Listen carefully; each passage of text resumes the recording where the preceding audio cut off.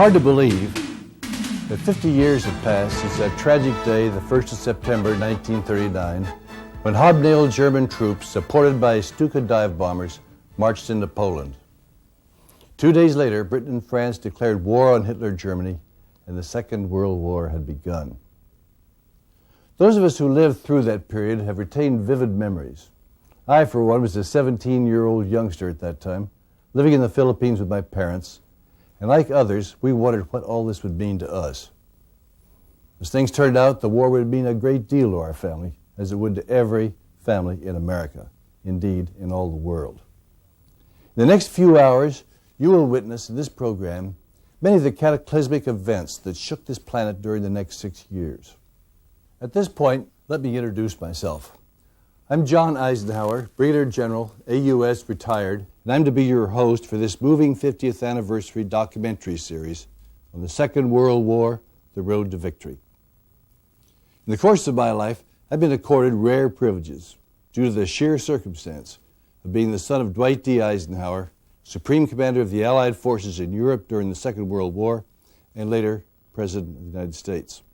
For even though I was a professional soldier, a West Point graduate, I happened to be with my father at some dramatic times during the Second World War. In his company, before, during, and after the war, I also met some important people: Churchill, de Gaulle, Montgomery, Bradley, Patton, MacArthur, Nimitz, King, and Van de Grift among them. Some of those experiences that came my way have, I hope, given me a measure of perspective on the events that will be covered in this series. I hope to be able to contribute to your understanding of them. What you're about to see is a series of official U.S. Army, Navy, Air Force, Marine, and Coast Guard film. American, British, German, Japanese. Much of this footage was shot under fire by combat photographers in all parts of the world. You will see it as an epic documentary edited in a magazine format. It is an overall chronological view of World War II, covering all major events and many minor ones in all theaters of operation. Some of the highlights will include the relentless drive of Patton's Third Army across France and later Germany, the strategic bombing of Schweinfurt and Regensburg, B-29 superforts against Japan, and the unconditional surrender of the Empire of Japan aboard the USS Missouri in Tokyo Bay.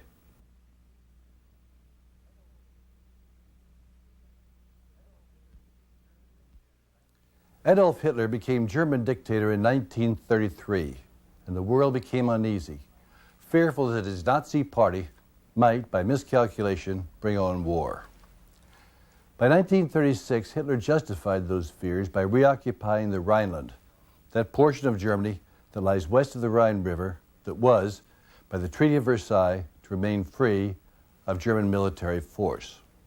Soon, he repudiated the whole treaty. Again, I remember those days vividly, as my father, then Lieutenant Colonel Dwight Eisenhower, was serving as General Douglas MacArthur's Chief of Staff in the Philippines, attempting to build a new Philippine army. Out in the Far East, we watched with some trepidation as Japan launched her invasion of the Chinese mainland. By 1938, Hitler annexed Austria to the German Reich, and in August, he and Mussolini blackmailed the bewildered Western nations into ceding him the Sudetenland, the strategic part of Czechoslovakia. He soon occupied the rest of that unhappy nation. By September 1939, Hitler had signed a non-aggression pact with the Soviet dictator Joseph Stalin, and that pact allowed him freedom to invade Poland. That he did on September 1st, as I've mentioned, and World War II in Europe was on. 3 months later, my father had returned to the United States. During this hour, you will see these world-shaking events that took place in the years immediately preceding World War II. You will also see depicted the Nazi subjugation of France and England's heroic defense in the Battle of Britain. At the end, you will see footage of the Japanese attack on Pearl Harbor, December 7th, 1941, that President Franklin Roosevelt called a date that will live in infamy. At that point, the United States will become a major belligerent in the Second World War. Less than 2 years after World War I, the war to end all wars. Poland, backed by France, attacked Soviet Russia and tiny Lithuania to reclaim ancient boundaries.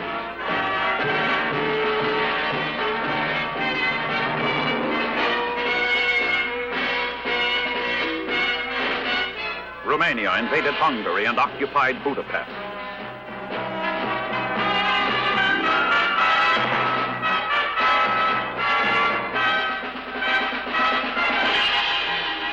Czechoslovakia clashed with Poland in a border dispute. Belgium and France, over British protests, occupied the German Ruhr.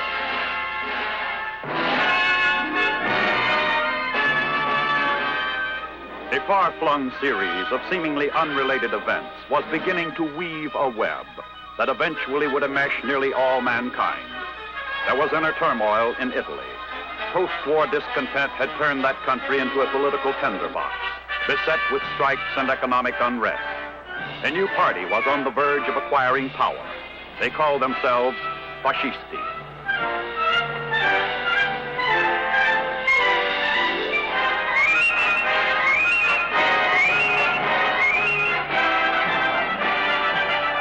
Benito Mussolini, an ex-newspaper editor, was their leader.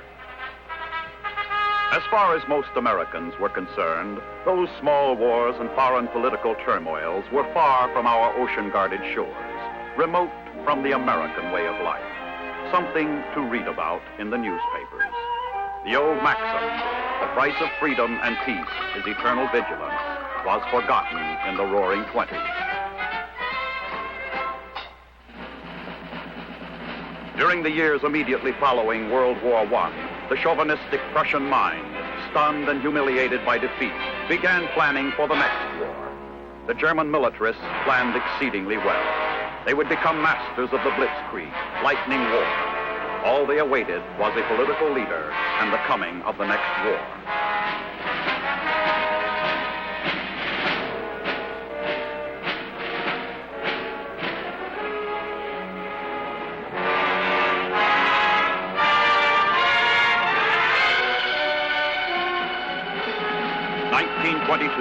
The bombastic newspaper editor with a gladiator's jaw led his black-shirted legions in a march on Rome, a bold fascist thrust for power. Benito Mussolini was a flamboyant reincarnation of the Caesar God image. He made good copy for the international press.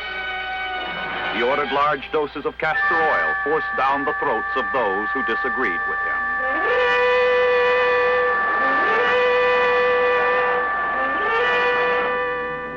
Adolf Hitler, a maniac of ferocious genius, as Winston Churchill was later to describe him, led a beer hall putsch in Munich and was thrown in jail. While in prison, he wrote a book, Mein Kampf, which told the world exactly what he planned to do. Adolf Hitler was merely a rabble-rousing part of the political turmoil in Germany that we read about in the newspapers.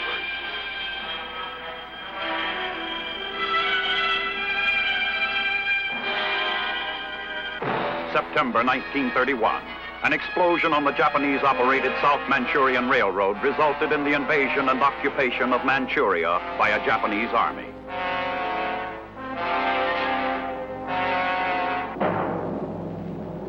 It was a faraway Asian event that we read about in the newspapers. January 1932, Japan invaded the international settlement at Shanghai.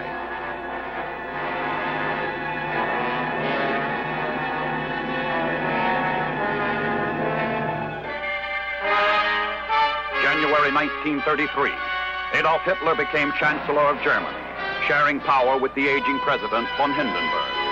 August 1934, President von Hindenburg died.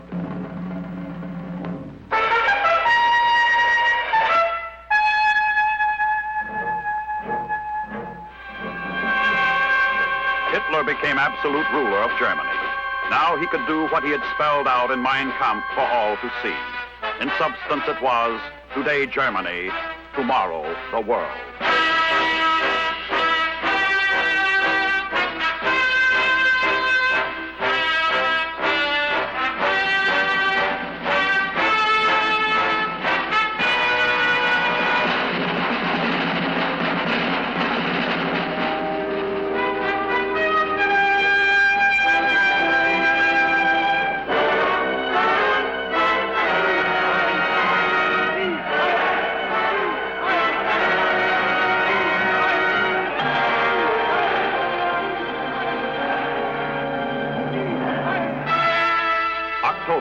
1935, Mussolini's fascist army invaded and conquered Ethiopia in 7 months, using the weapons of modern warfare against a people who still fought with spears and primitive firearms.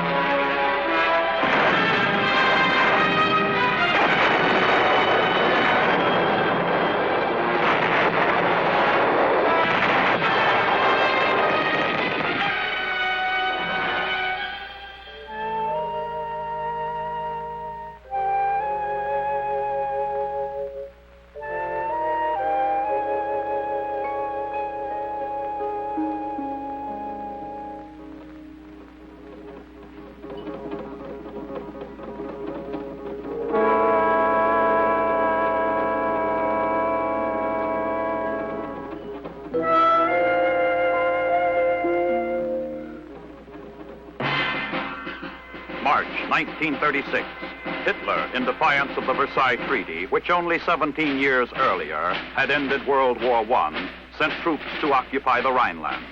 Amazingly, the French did not resist. Ironically, the German troops had secret orders to withdraw if the French army did resist.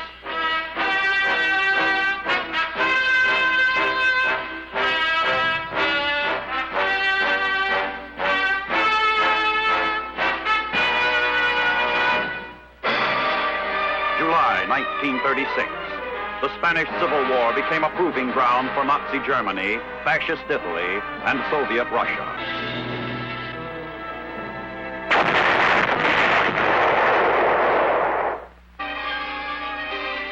They furnished men and weapons to the opposing factions.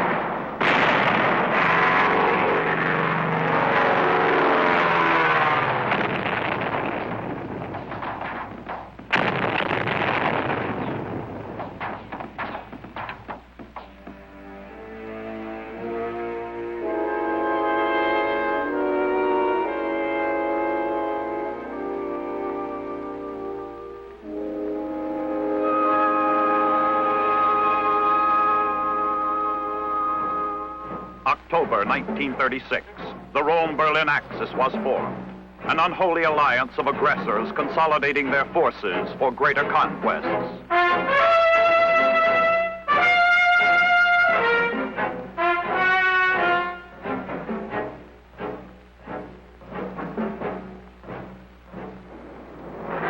December 1937. The Japanese invaders of China bombarded and sank the United States gunboat Panay on patrol in the Yangtze River.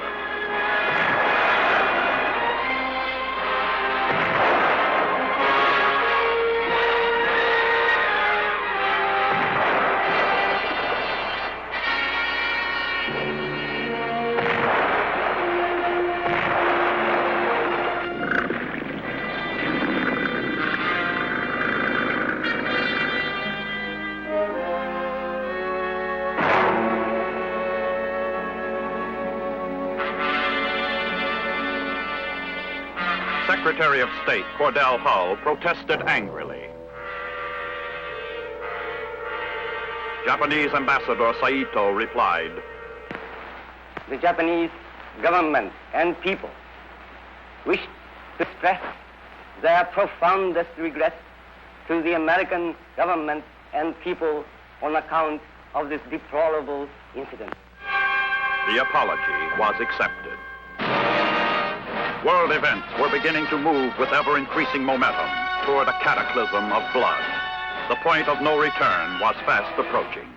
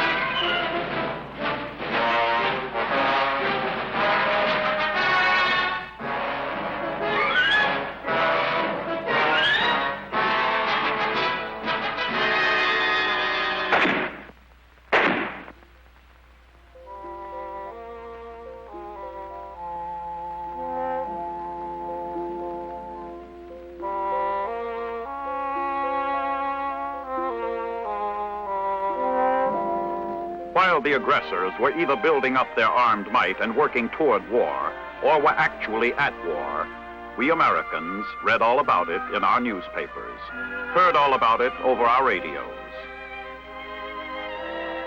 watched the violence and the carnage in the newsreels, in the safety and comfort of our movie theaters. It was all so far away from the shores of our great protective oceans, the Atlantic on the east and the Pacific on the west.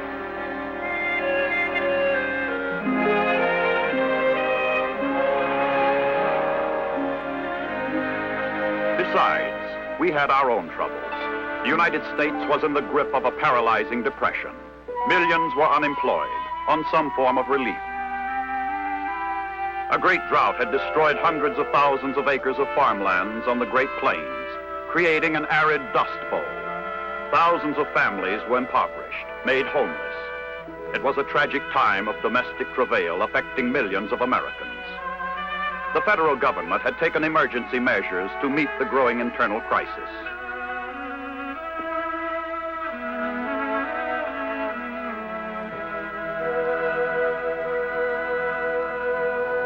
Among the many relief agencies it established was the Civilian Conservation Corps, the CCC.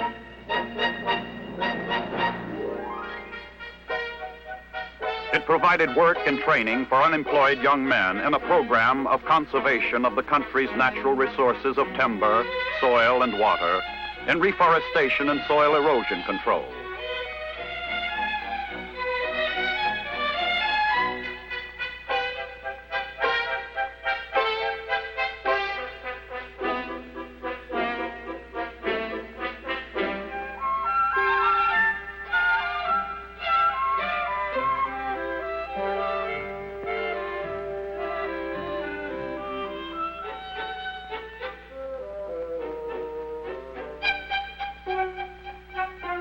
The United States Army was given the responsibility of operating and administering 1,600 CCC camps with 300,000 enrollees throughout the continental United States, Alaska, Hawaii, Puerto Rico, and the Virgin Islands.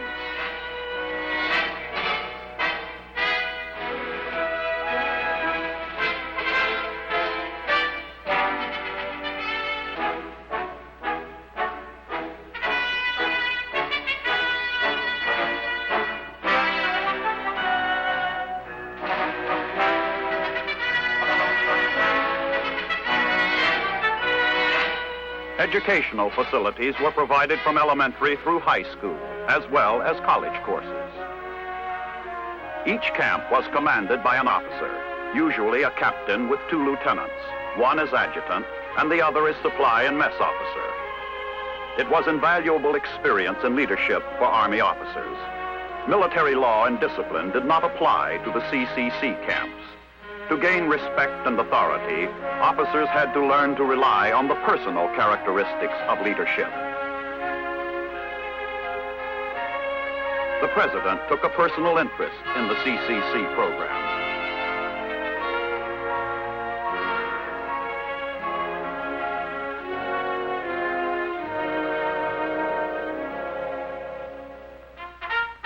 More than 4,500 regular and reserve Army officers on active duty were engaged in this work during the years preceding our entry into World War II.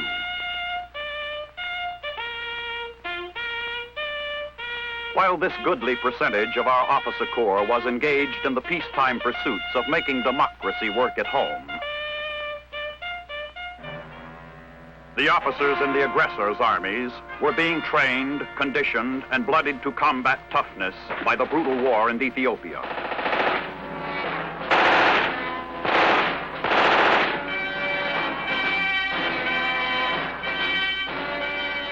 As military advisors and so-called volunteer participants in the viciously fought Spanish Civil War.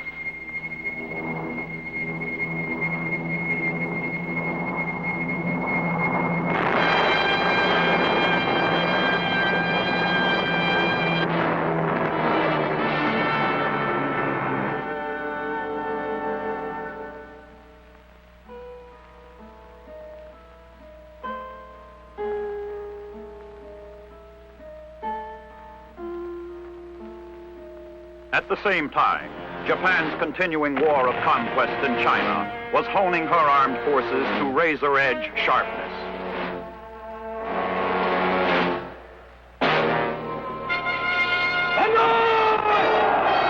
While the aggressors were flexing their mighty muscles, our army could muster only 180,000 officers and enlisted men.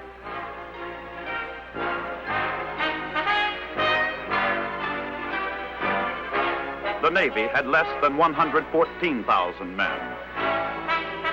The Marine Corps, 18,000. A total defense establishment of a little more than 300,000 men.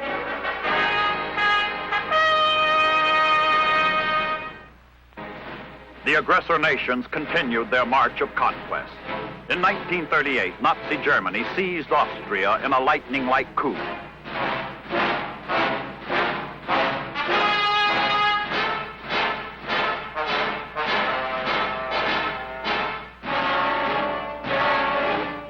At a parley in Munich, in a desperate bid for peace, Britain, France, Italy, and Germany agreed to the dismemberment of democratic Czechoslovakia. Hitler got the spoils without firing a shot.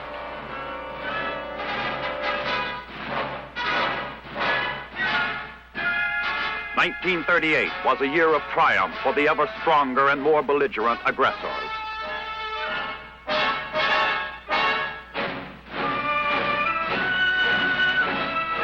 Drunk with power and bloodlust, the Nazis turned upon a large segment of their own German citizens, perpetrating their greatest abomination.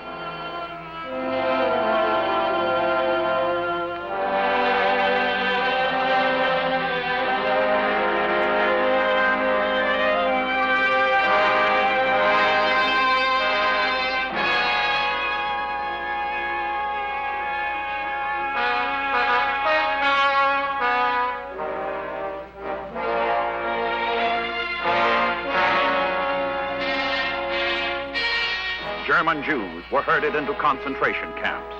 A mass fine of $400 million was imposed, holding them collectively responsible for the assassination of one German diplomat.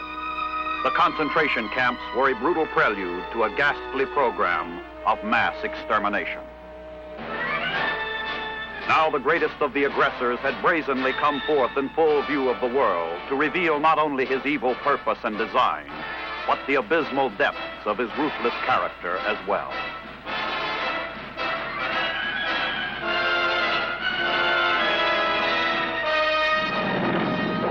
British Prime Minister Neville Chamberlain returned from Munich. Listening?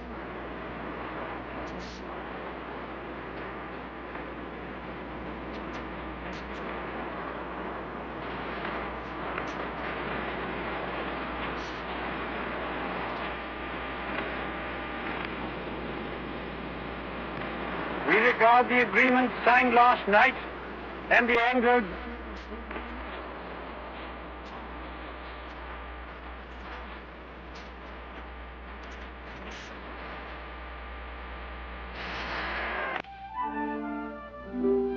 At Munich, Britain believed she had gained peace in our time.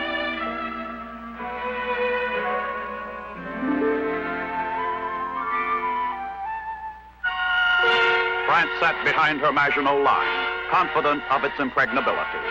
It was a labyrinth of fortifications, above and below ground, considered at the time the ultimate in military defense. Elaborate, impressive, but outmoded.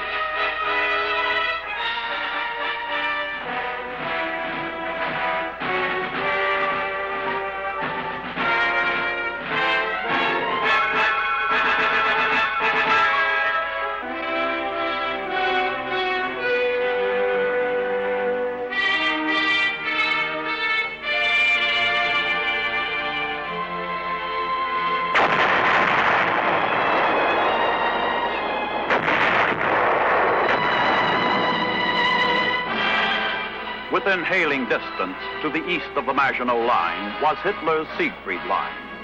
Its structure was comparable to the defense line of its neighbor, sealing off Germany from France with a mass of steel, concrete, and manpower.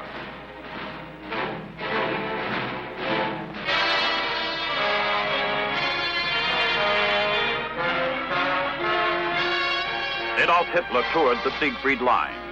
Now he was a powerful ruler, ready to set in motion his plans for conquest. The United States reacted feebly to the threatening Holocaust. While our military planners were considering defense measures which involved mobilization of the National Guard and the reserves for a total defense force of about 1 million men, actual regular Army strength was increased by only 5,300 men.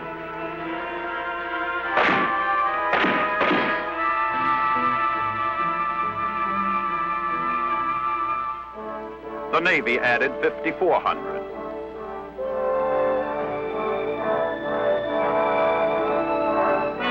And the Marine Corps, the combat-ready shock troops, increased their strength by a pitiful handful, 133 men. We were little better off than in 1917, and the flames of an even greater conflagration were already licking at our feet. We had yet to learn the lessons of history. The aggressors drew their own logical conclusions. The United States was an isolationist nation, a nation struggling to recover from the grip of a Great Depression. 19% of its workforce unemployed. A total defense force, Army, Navy, and Marines, of less than 320,000. It was the false and fatal economy of unpreparedness, the ages-old invitation to an aggressor.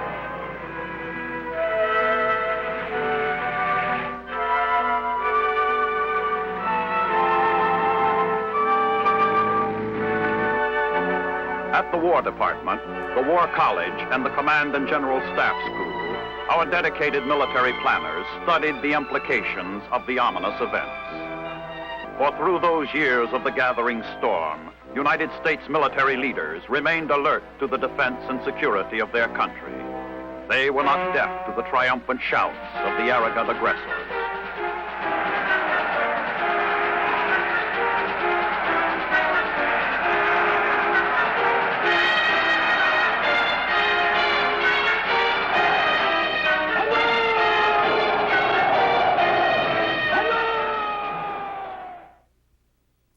For some time after Hitler's subjugation of Poland, many people still hoped that the war in Europe might be settled without a major conflict.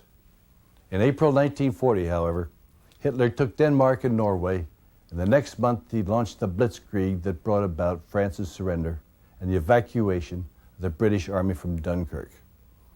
That evacuation was, incidentally, effected by heroic British civilians in fishing and pleasure boats.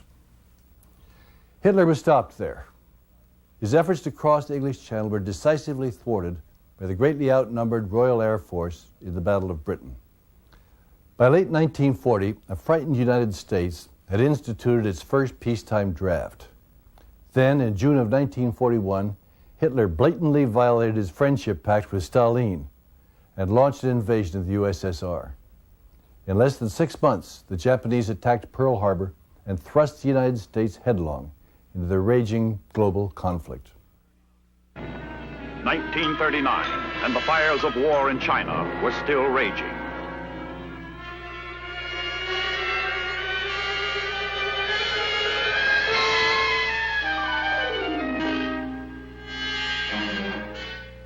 Half a world away, Czechoslovakia, dismembered by the Munich Pact, fell to Hitler without a battle.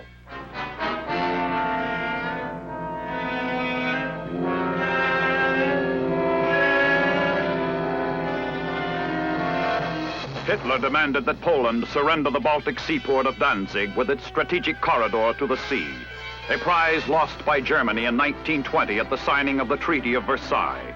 Poland did not yield.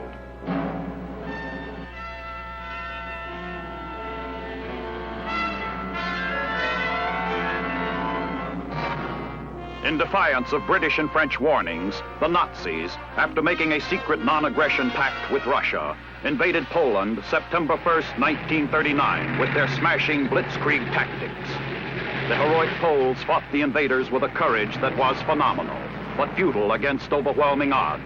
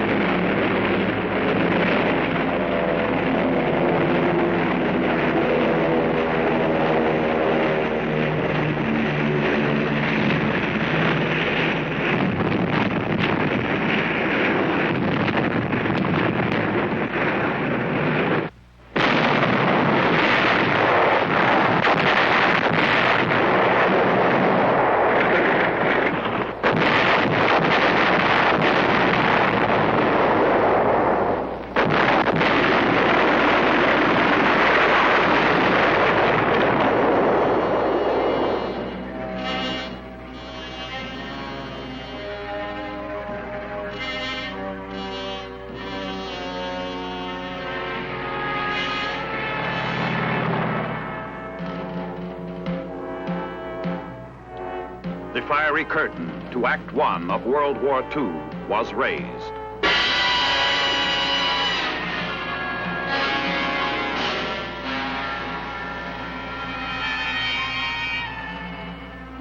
Britain and France declared war. The die was cast.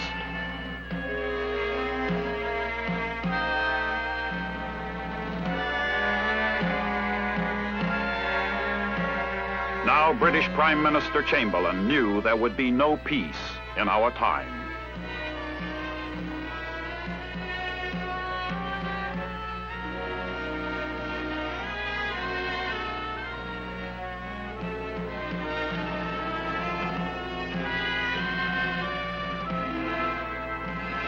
The United States proclaimed its neutrality, just as it had at the beginning of World War I. 3,000 miles of Atlantic Ocean, it seemed, were still an ample safeguard for the immediate defense of our nation. In a cynical agreement, Germany and Russia had partitioned conquered Poland.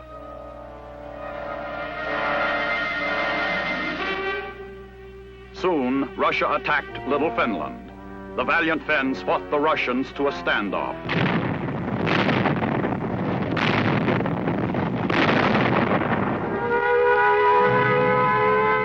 In China, the two Asian giants continued their struggle to the death.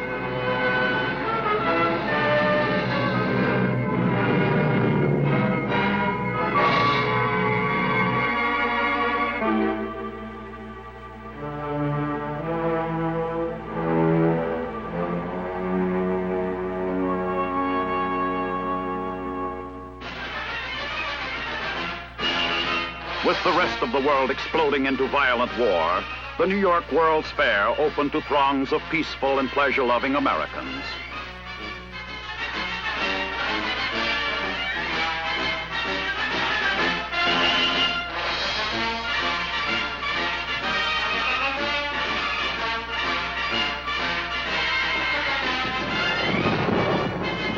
The wars in Europe and Asia were still far away.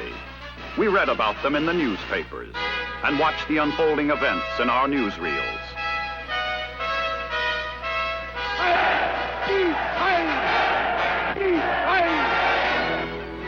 Again, as at the beginning of World War I, we had proclaimed our traditional neutrality. Millions of Americans were more interested in Joe DiMaggio and the New York Yankees taking 4 straight from Cincinnati in the World Series than they were in the deadly games being played in Europe and Asia, where aggressors were out to take all.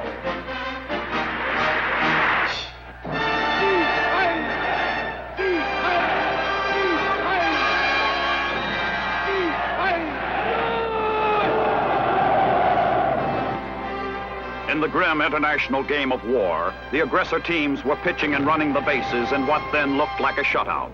But the World Series in that big league had yet to be played.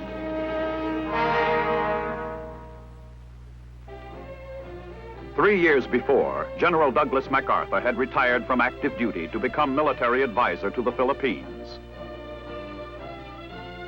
Dwight D. Eisenhower, then a field grade officer, was a member of MacArthur's staff.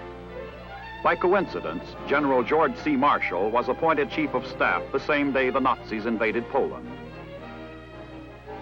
Omar N. Bradley was a member of the War Department's General Staff. Leslie J. McNair was Executive Officer in the Office of the Chief of Field Artillery. General Brigham Somervell was head of the Depression-born Works Progress Administration in New York City.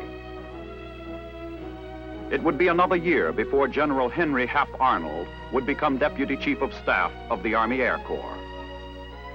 Robert L. Eichelberger was still a colonel, commanding the 30th Infantry at the Presidio of San Francisco. George S. Patton, Jr., a colonel then, was post commander of Fort Myer in Virginia. Mark Clark was a member of the staff of the 3rd Division at Fort Lewis, Washington. General Walter Kruger commanded the 2nd Division at Fort Sam Houston, Texas. Courtney Hodges was then a colonel, assistant commandant of the infantry school at Fort Benning. Alexander M. Patch was serving as a lieutenant colonel on the infantry board at Fort Benning. Their commander-in-chief, the President of the United States, took the first step that was to make America the arsenal of democracy. In November 1939, Roosevelt signed a bill removing the Arms Embargo Act. Now we could supply the implements of war to England and France on a cash and carry basis. Full-scale Lend-Lease was still in the future, but our neutrality was starting to crack. The wheels of our industrial complex were beginning to turn. The slumbering, complacent giant among nations was awakening.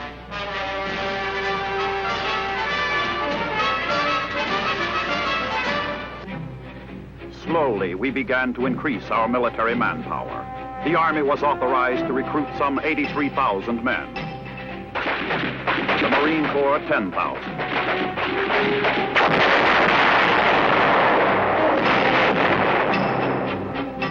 The Navy, 42,000. But our combined military establishment was still less than 500,000 men. Hardly a token force in light of world events. Only a small handful of our forces was adequately equipped and partially trained for combat.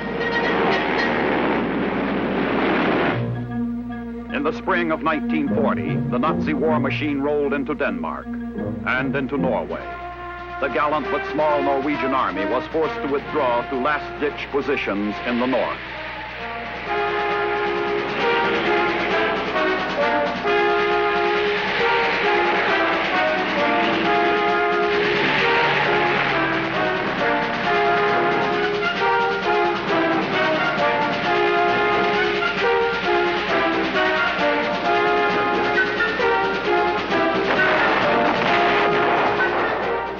Holland was brutally crushed. In one deadly swoop, the Nazis overran Belgium, Luxembourg, and smashed across the French frontier. It was blitzkrieg, lightning war.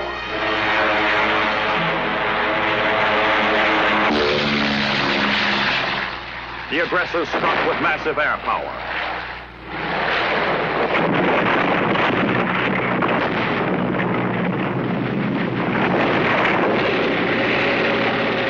With armor, with mobile artillery. Strike fast, strike hard with overwhelming, ruthless force.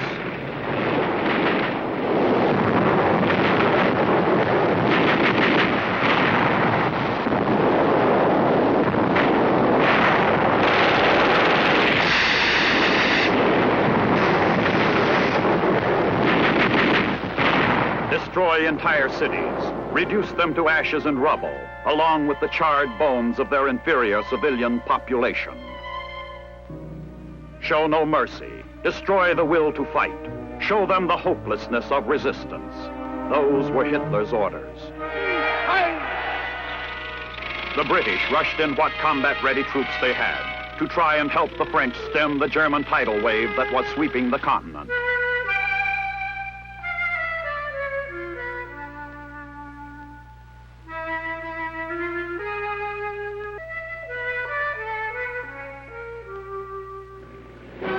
In Britain, Winston Churchill, an indomitable man of the century, born of an English father and an American mother, took over the reins of government.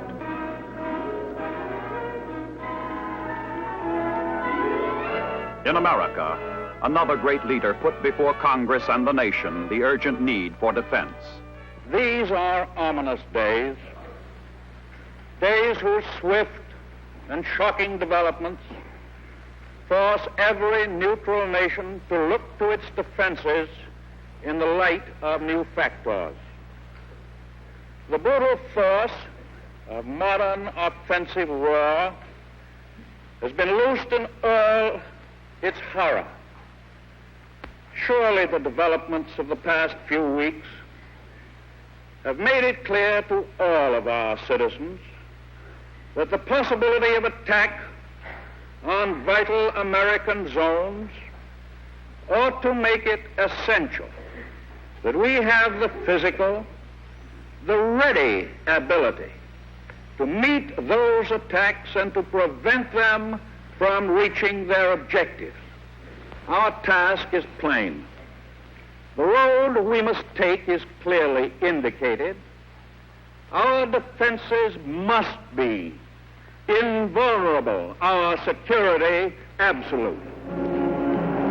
The French army was fast disintegrating. British forces were saved from annihilation or capture by the miraculous evacuation at Dunkirk.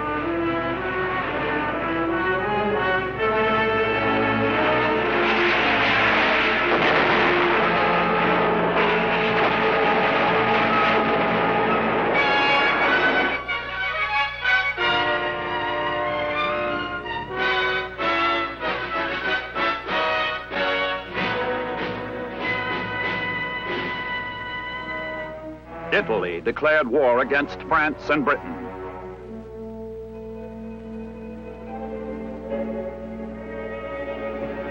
Paris, undefended, fell like a ripe plum into the Nazi basket of conquests.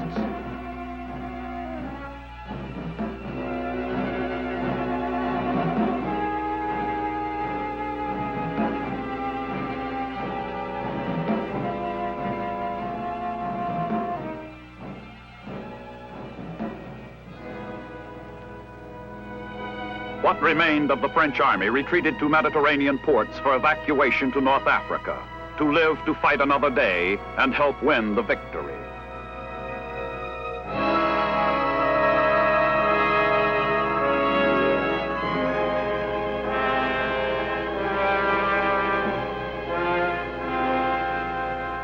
Hitler signed an armistice with France and became master of all Western Europe. He could now concentrate on the destruction of his greatest adversary, England.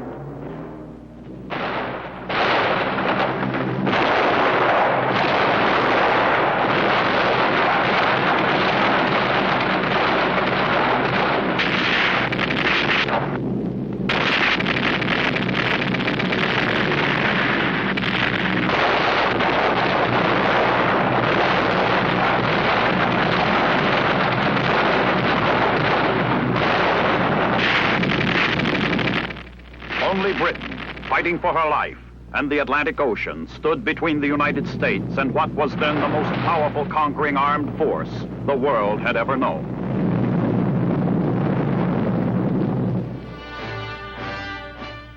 On the 1st of September 1940, in response to the growing peril, President Roosevelt called up 60,000 National Guardsmen from 26 states for 1 year's service. In the same month, for the third time in its history, Congress enacted a selective service bill.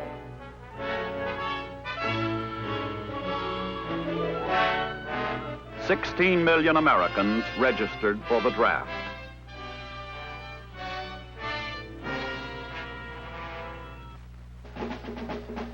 There were some who asked, why me? But the majority knew why. And despite any inner emotional conflicts, they responded in the same spirit as had their forefathers. They knew that the gutty men who made and preserved this nation never asked, why me? These were men who could look anyone in the eye and say, I'm proud to be an American and to serve my country in its time of need.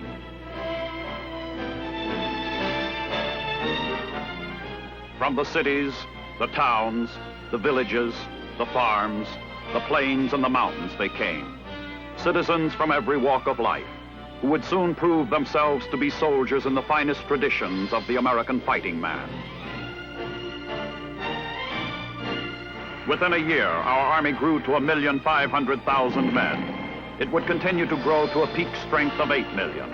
They had to be trained to combat hardness if they were to meet and destroy an enemy already toughened and blooded by combat. A new and mighty army was being forged along new lines to meet the challenge of improved enemy weapons, new tactics, new stratagems. At last, our top military leaders were being given the wherewithal to implement plans they had made for the defense of America under direction of George C. Marshall, Army Chief of Staff.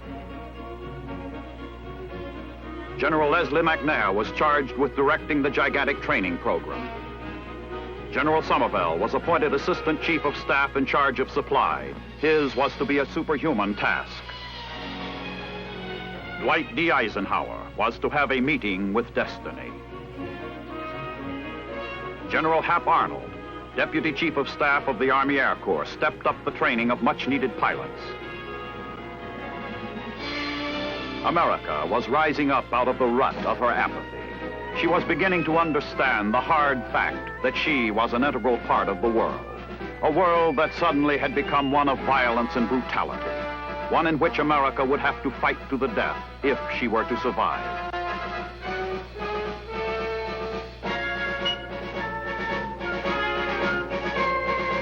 While we were marshaling our resources, England was being given the bloodbath Hitler had promised. Britain's Royal Air Force fought night and day, taking a heavy toll of Nazi bombers, inspiring Winston Churchill's famous statement that never had so many owed so much to so few.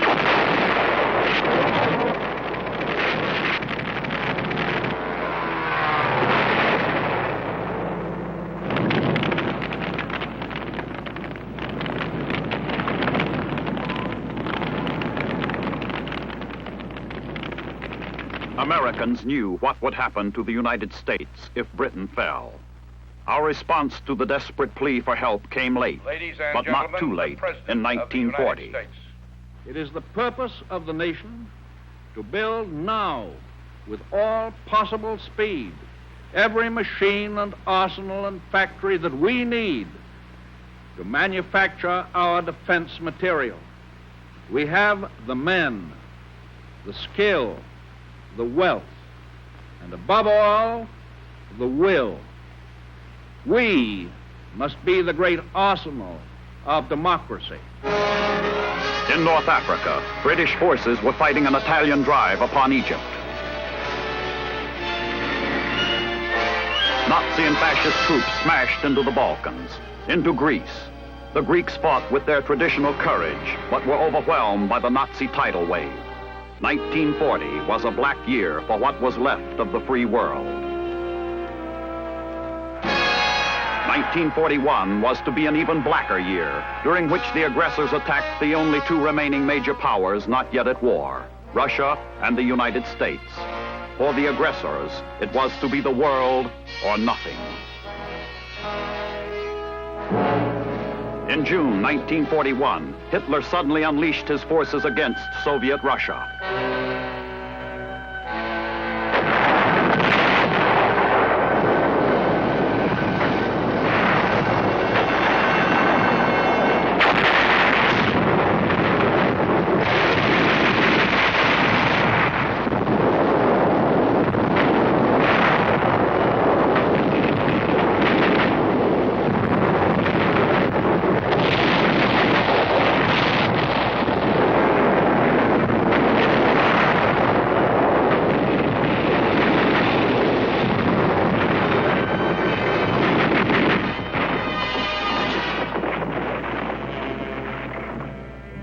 Sorely wounded, the Russian bear retreated, falling back before the onrushing Nazi legions.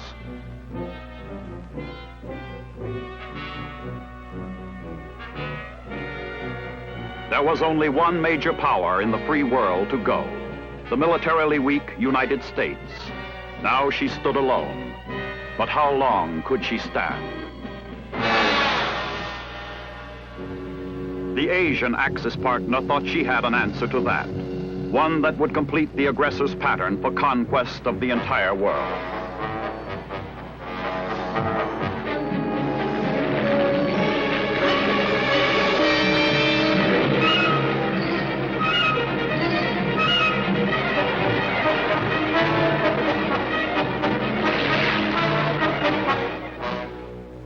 It was a quiet Sunday morning in Hawaii.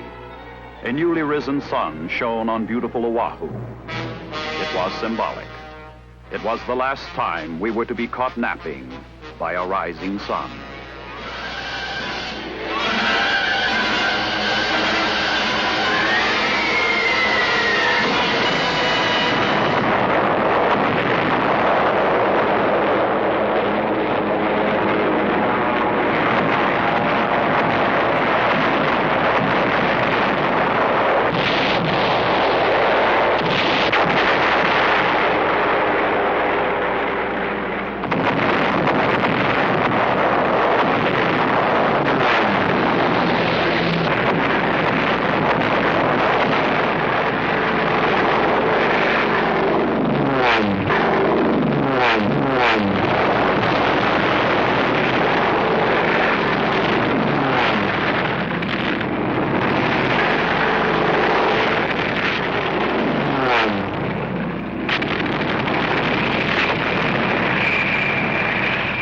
The surprise attack was a staggering blow to our Navy at Pearl Harbor.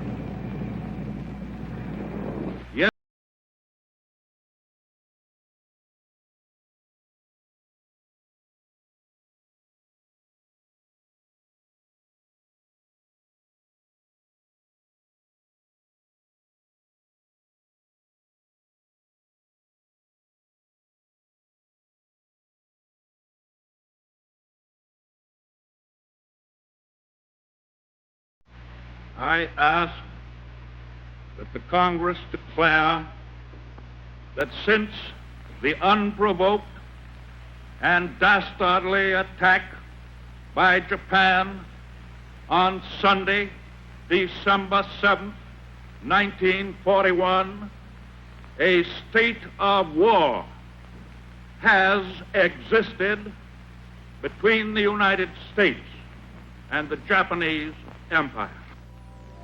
Soon, the fall of Bataan and the never-to-be-forgotten death march of thousands of American and Filipino troops.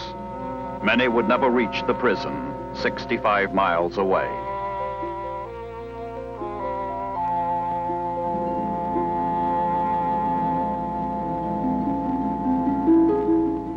Hundreds met death along the way.